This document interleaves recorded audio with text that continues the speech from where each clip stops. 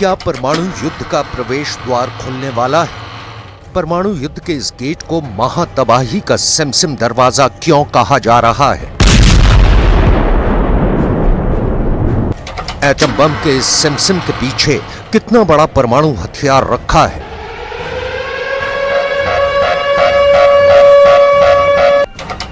ऐसा क्यों कहा जा रहा है? अगर ये दरवाजा टूटा तो परमाणु बम फूटा।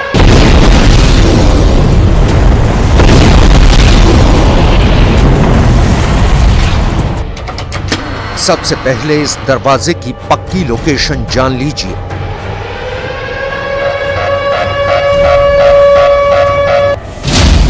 ये गेट 2014 से रूस के कब्जे वाले क्राइमिया में है।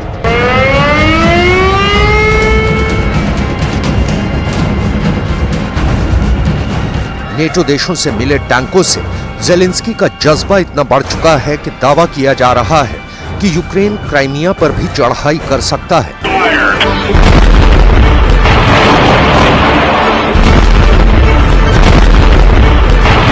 लेकिन ऐसा दावा है कि अगर ज़ेलेंस्की ने क्राइमिया की ओर देखा तो परमाणु युद्ध तय है।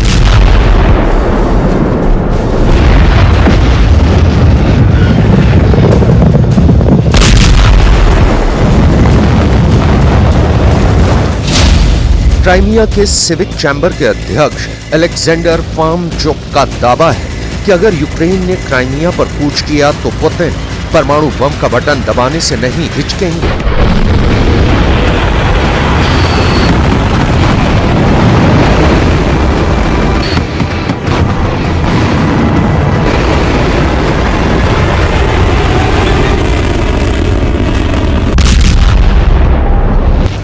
अलेक्जेंडर फार्मचुक ने सरकारी समाचार एजेंसी RIA नोवोस्ती को दिए इंटरव्यू में दावा किया है, क्राइमिया पर अगर हमला हुआ, क्राइमिया को रूस से छीनने की कोशिश हुई, तो ये विश्व विध्वंसक परमाणु युद्ध को बुलावा दे सकता है।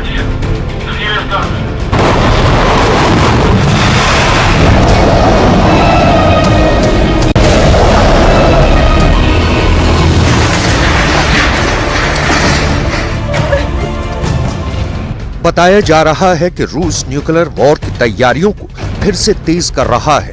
अब की बार परमाणु युद्ध का कारण बनने जा रहे हैं यूक्रेन आने वाले 3 तरह के विदेशी टैंक।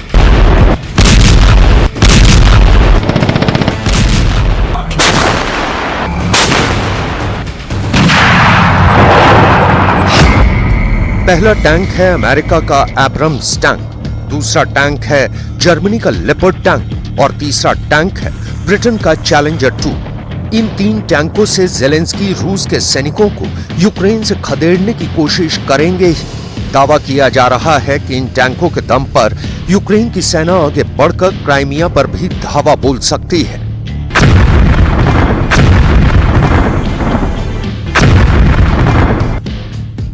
क्राइमिया के सिविक चैम्बर के अध्यक्ष अलेक्जेंडर फार्मचुक के मुताबिक क्राइमिया को पुतिन किसी भी हालत में अपने हाथ से नहीं जाने देंगे, भले ही इसके लिए न्यूक्लियर वॉर ही क्यों न करनी पड़े।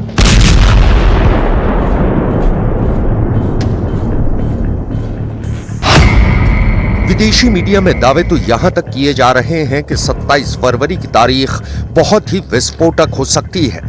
2014 में 27 फरवरी को ही रूस ने क्राइमिया पर अपने अधिकार का आधिकारिक ऐलान किया था। यूक्रेन के राष्ट्रपति कई बार क्राइमिया को वापस लेने का प्रण दोहरा चुके हैं। ऐसे में कयास लगाए जा रहे हैं कि यूक्रेन 27 फरवरी तक क्राइमिया के लिए युद्ध और तेज कर सकता है। यूक्रेन युद्ध के परमाणु युद्ध में बदलने की आशंका की सबसे बड़ी वजह यूक्रेन का क्राइमिया प्रेम बन सकता है। क्राइमिया को वापस पाना ज़ेलेंस्की के टास्क लिस्ट में टॉप पर। Прозвітуємо про успіхи і у Запорізькій області, у тих районах, які поки що контролюються окупантами. Настане день, коли ми скажемо і про звільнення Криму. क्राइमिया पुतिन के लिए बेहद अहम है। 2014 से ही क्राइमिया पुतिन के पास है। क्राइमिया में रूस ने कई एयरबेस और नेवल बेस बना रखे हैं। क्राइमिया ब्रिज के रास्ते ही रूस की सेना को हथियार और दूसरी जरूरी चीजें पहुंचाई जाती हैं। अगर इतने अहम क्राइमिया से हाथ धोने की नौबत आ जाए, फिर पुतिन के सामने एटम बम ही आखिरी विकल्प बच जाता है।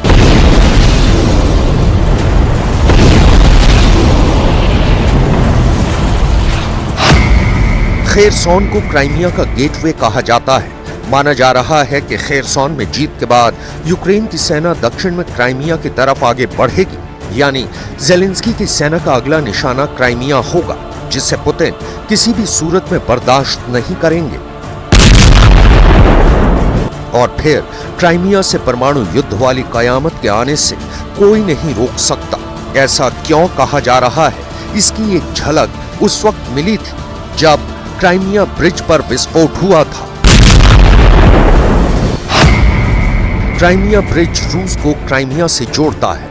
ये यूरोप का सबसे लंबा पुल है। इस पुल की लंबाई 19 किलोमीटर है। ये रेलवे ब्रिज यूक्रेन में रूस के सैनिकों तक लॉजिस्टिक सप्लाई करने का मुख्य रास्ता है। माना जा रहा है कि अगर यूक्रेन की सेना क्राइमिया की ओर बढ़ी तो उसका पहला निशाना क्राइमिया ब्रिज बन सकता है। समंदर के बीचों बीच बना ये वो पुल है जो आज यूक्रेन में चल रहे युद्ध के पीछे कई वजहों में से एक है, क्योंकि ये पुल क्राइमिया पर रूस की हुकूमत को मजबूत करता है। रूस की सेना क्राइमिया के ब्रिज की सुरक्षा 20 तरीके से कर रही है। इनमें सैटेलाइट, लड़ाकू विमान, ड्रोन, युद्धपोत, टैंक, गोताखोर, military dolphin, rocket launcher, hand grenade और बख्तरबंद गाड़ियों सहित 20 तरीके से इस ब्रिज की सुरक्षा की जा रही है। खुद पुतिन ने इस पुल का उद्घाटन किया था जब उन्होंने खुद ट्रक को चलाकर इस पुल को पार किया था। वो ट्रकों का काफिला लेकर क्राइमिया गए थे। पुतिन का ट्रक ड्राइवर के तौर पर क्राइमिया पहुंचना रूस की ताकत का एक और मुजाहिरा था। लेकिन इससे भी बड़ी पावर प्रोजेक्शन पुतिन ने जून 2020 में की, जब क्राइमिया को रूस से जोड़ने वाला रेलवे पुल भी तैयार हो गया। रेलवे पुल का भी उद्घाटन पुतिन ने ही किया। उस वक्त पुतिन उसी ट्रेन के इंजन में बैठकर क्राइमिया पहुंचे थे। पुतिन ने दुनिया को दिखा दिया कि अब क्राइमिया को उनसे कोई नहीं छीन सकता।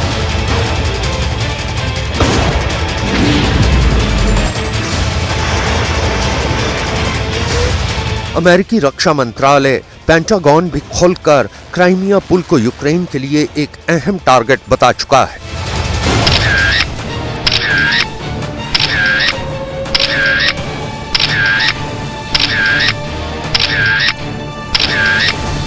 क्राइमिया के कर्च ब्रिज पर हुए हमले के बाद यूक्रेन को भारी कीमत चुकानी पड़ी थी। कीव समेत 7 शहरों पर पुतिन के गुस्से की आग बरसी थी। ईरान से मिले ड्रोन से पुतिन ने वहां ऐसा कहर बरपाया था कि पूरा यूक्रेन दहल उठा था। ऐसे में अगर अब यूक्रेन की सेना क्राइमिया की ओर बढ़ी तो पुतिन खुद को परमाणु बम का बटन दबाने से नहीं रोक सकते, और परमाणु बटन के दबने का सीधा मतलब है परमाणु हमला।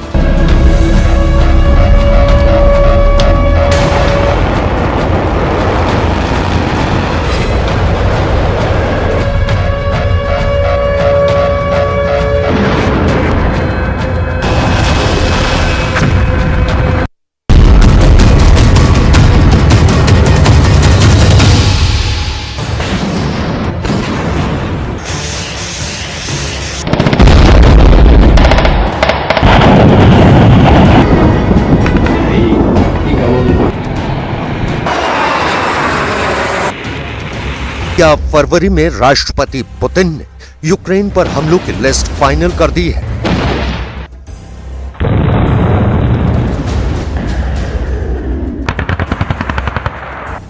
ज़ेलेंस्की को क्यों लग रहा है कि अगर उन्हें तुरंत F-16 जैसे 200 फाइटर जेट्स नहीं मिले तो रूस की फौज यूक्रेन पर 45 से 60 दिन में कब्जा कर लेगी?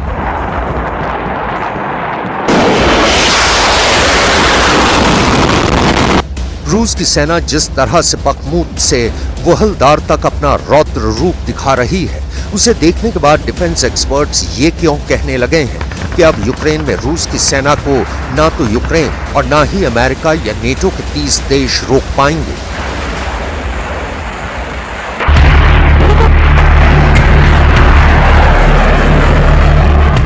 क्या अगले 72 घंटों में पुतिन की फौज यूक्रेन के 8 शहरों पर कब्जा कर सकती है?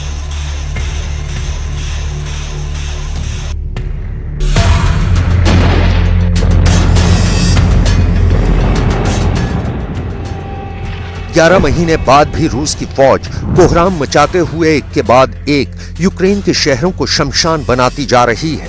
200 किलोमीटर सुरंगों वाले सोलेदार पर कब्जा करने के बाद से तो रूस ने यूक्रेन पर जमीन, आकाश और समंदर से इतने भयानक हमले किए हैं कि जेलेंस्की को लग रहा है कि यूक्रेन को अगर तुरंत 500 टैंक और 200 लड़ाकू विमान नहीं मिले तो फिर यूक्रेन को रूस से कोई नहीं बचा सकता है।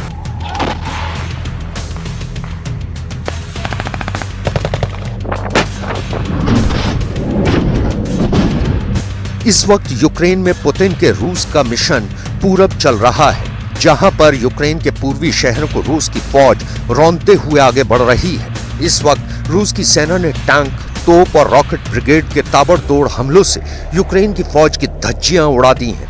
हालांकि यूक्रेन अब भी दावा कर रहा है कि उसने रूस के हमलों पर जबरदस्त पलटवार किए हैं, लेकिन वॉर जोन से जो खबरें और आंकड़े आ रहे हैं वो दिखाते हैं कि रूस इस वक्त यूक्रेन के लिए साक्षात यमराज बन चुका है।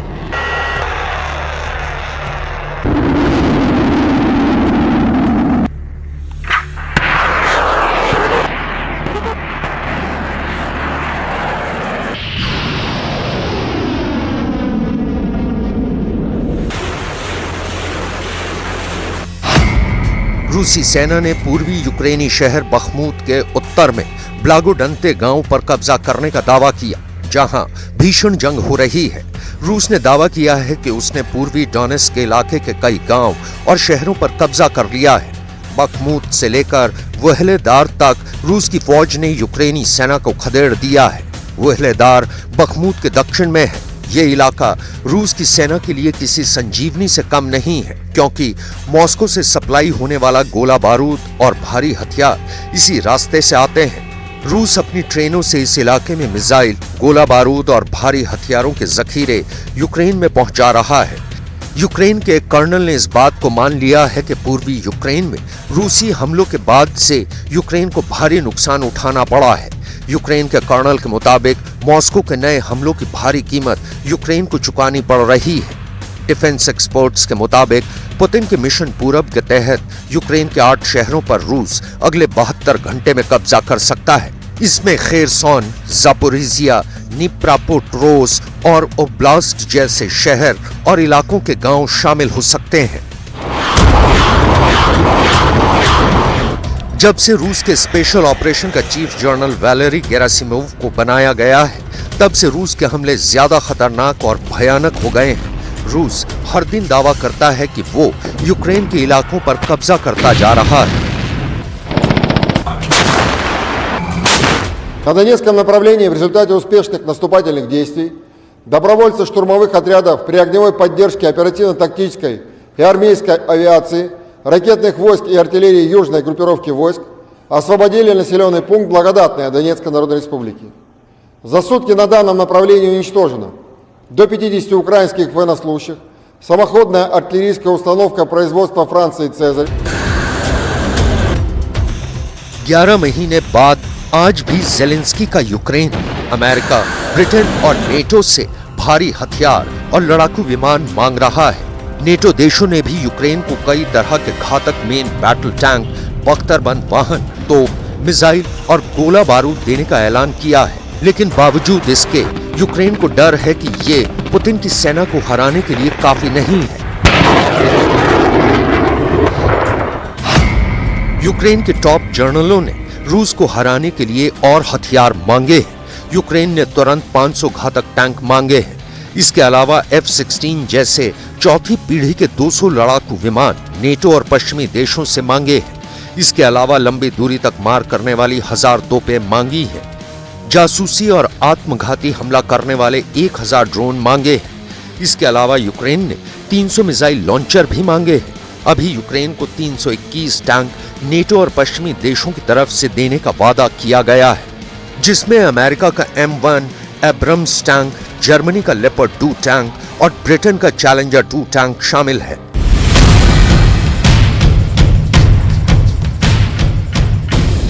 हैरानी की बात तो ये है कि रूस यूक्रेन जंग को एक साल 24 फरवरी 2023 को पूरा होने जा रहा है और अभी तक ना तो यूक्रेन और ना ही नेटो, अमेरिका ये अंदाजा लगा पाए हैं कि यूक्रेन में रूस को हराने के लिए कितने हथियारों की जरूरत होगी। 2 लाख करोड़ के हथियार अभी तक यूक्रेन को दिए जा चुके हैं, लेकिन यूक्रेन एक के बाद एक इलाके हारता जा रहा है। अब यूक्रेन ने जिस तरह से 500 टैंकों के साथ साथ अमेरिका के F-16 जैसे चौथी पीढ़ी के 200 लड़ाकू विमानों की मांग की है, उससे नेटो के साथ साथ अमेरिका तक हक्का बक्का रह गया है।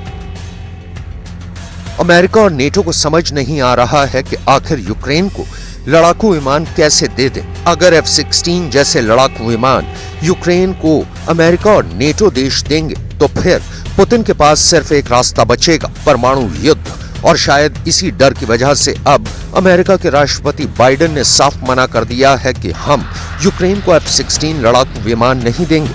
बाइडेन ने जोर से नो बोलकर F-16 देने से मना कर दिया। आप खुद देख लीजिए। United States provide F-16s to Ukraine. No. United States provide F-16s to Ukraine. No.